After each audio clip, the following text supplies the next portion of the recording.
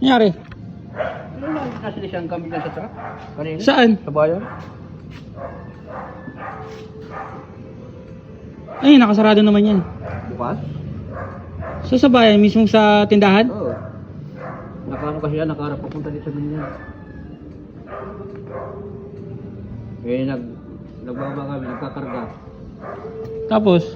Eh, pag alis namin, palis na kami, nadarap ko ng bag niya. Nadarap yung bag niya, wala na yung bag ko. Tapos, nadarap ko rin yung bag ko, wala na rin. Pati bag niya? Oo, hindi. Bag niya rin.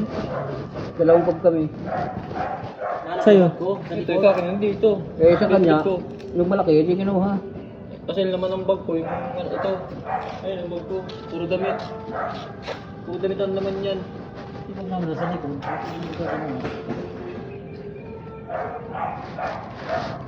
Pero kita yun kasi yung May CCTV ba doon? May CCTV dalawa, pinakita wala nang takip mukha eh. Pinabalik kami sa baya, sa police station mamaya, alas 8.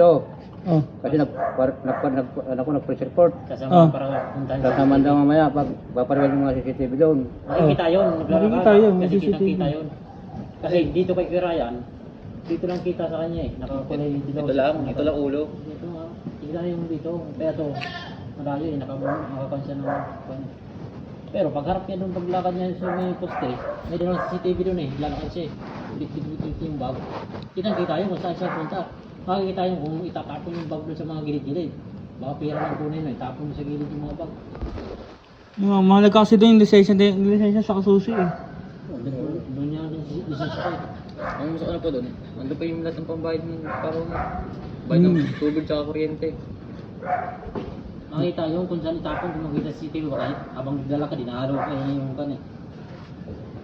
Yung bag. Baka itapon sa gilid Kasi lang yun. ito, kaming dalawa kanina, pinunta na namin doon sa may